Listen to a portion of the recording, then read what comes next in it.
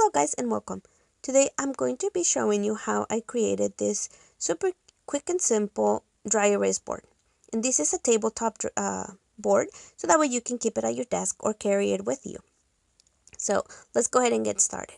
All you'll need is a piece of cardstock and some pattern paper of your choice. You're going to be matting this around, so you need it to be at least half an inch around it, or half an inch to an inch around. And then you will also need a little smaller piece of cardstock that is about an inch smaller than the width of your cardboard. So this one that I cut is because I was thinking about making it horizontal orientation, and that's why my little leg is a little bit shorter, but you'll see shortly that I kind of changed that. So my mat ended up being a 5x7, and I am just going to be adding some glue here to, attach the pattern paper to it and make it look decorated and pretty. So here I am just adding the paper, and like I said, on this one I left about a half an inch around it, and you could leave a little bit more, or you can do more. It all depends on what you're trying to create. Now, if you can see here, it ended up being a 5x7, so I'm just showing you the measurements. And the next thing I wanted to do here was just cut the little corners.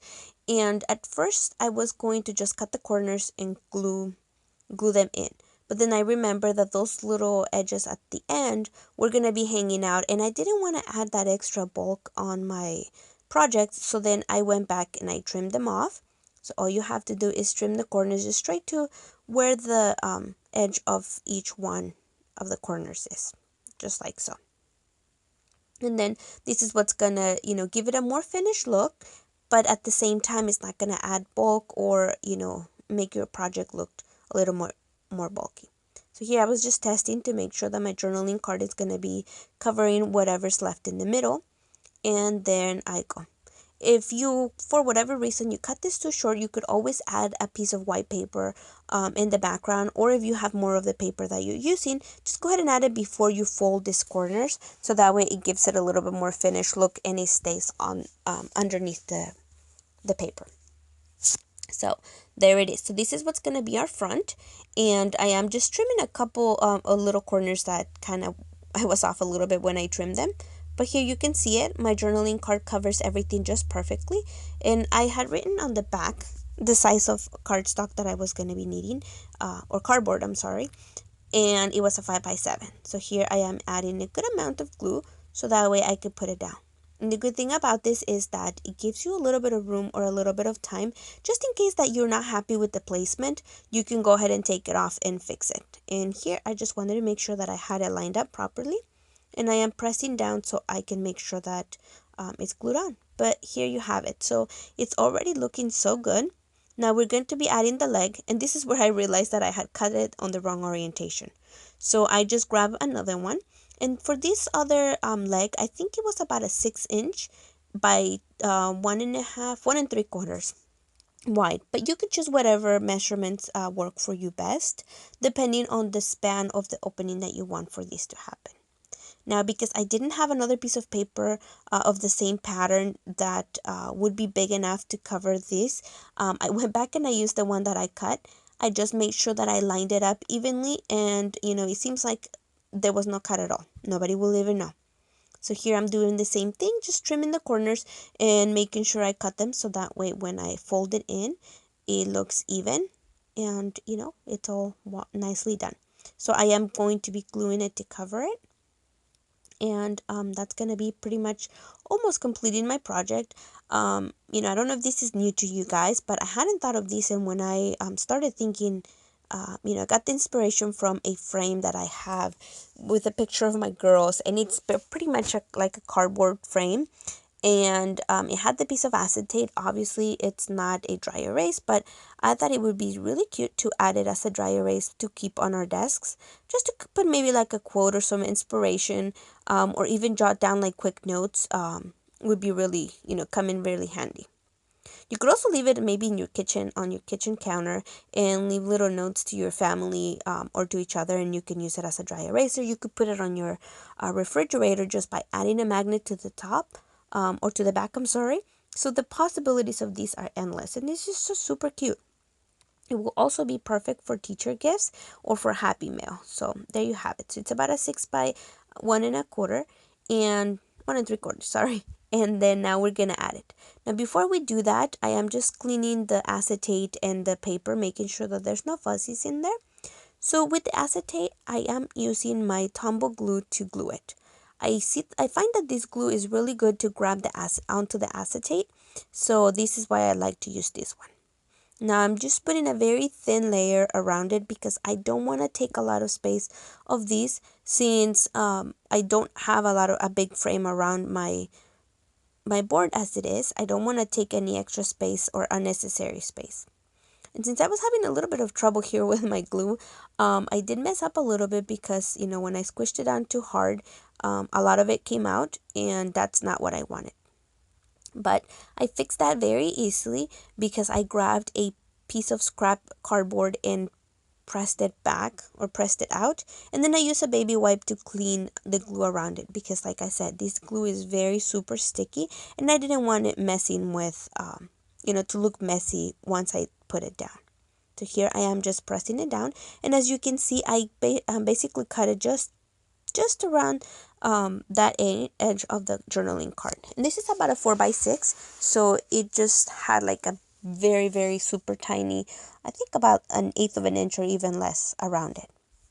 Now the next thing I'm doing here is just adding a little score mark, so that way I can fold the little leg to glue it on the back. And at first I messed up and I did it at a 1/4 inch. You need about a 1/2 an inch, so that way you can fold it down.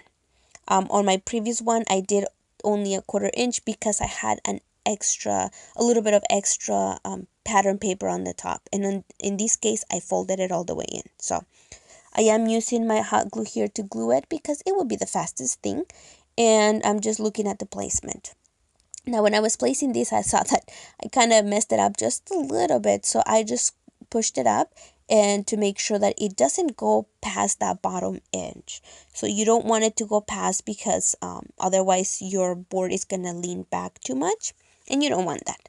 So I just put it up in maybe about an inch and a half, or so down from the top edge of your board will be a good sizing.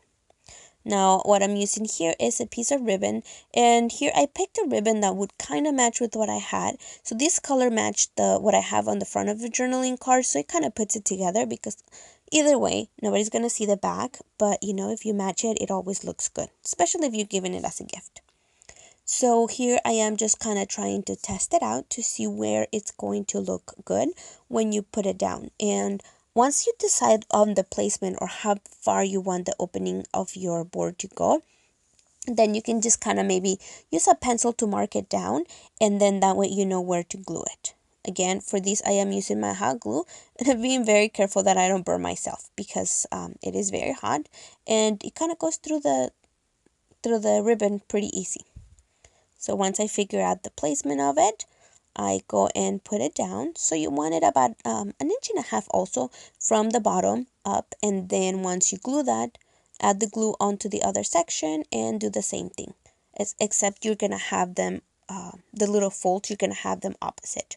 One on the top and one on the bottom. And I'll show you in a second what I mean. So here you have it. I'm just pressing it down, making sure everything's good, and there you have it. So one goes up, one goes down, and it is just perfect. It stands there on your desk, and it's ready for you to take notes and, write down information. So how adorable is this? Now, the last thing that I have to do to finish it off is add some decoration here.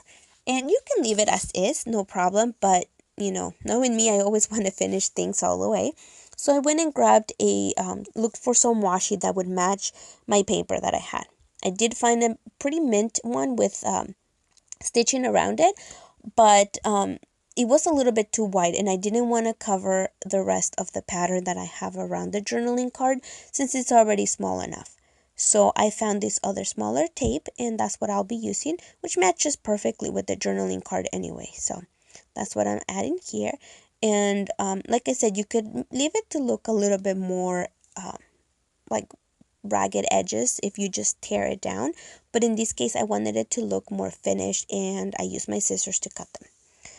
So yeah, like I said, I'm just all I'm doing is just putting this little strip to cover where I glued, and then just give a little bit more of a finished look. And as you can see, you could leave it as is. It both ways looks good enough anyway. So there I am, just putting the last ones. But yeah, this project was super quick, simple, and I think it will be a good addition to any Happy Mail, or to give as gifts and to keep on your desks. So I hope that you guys enjoyed it. Do give it a try, because it's pretty quick, simple, and you could use it with things that you already have laying around. So this is awesome. So here's me just goofing around. So yes, hello, subscribe, and give it a thumbs up if you did like this video, and I'll catch you on the next one. Bye bye.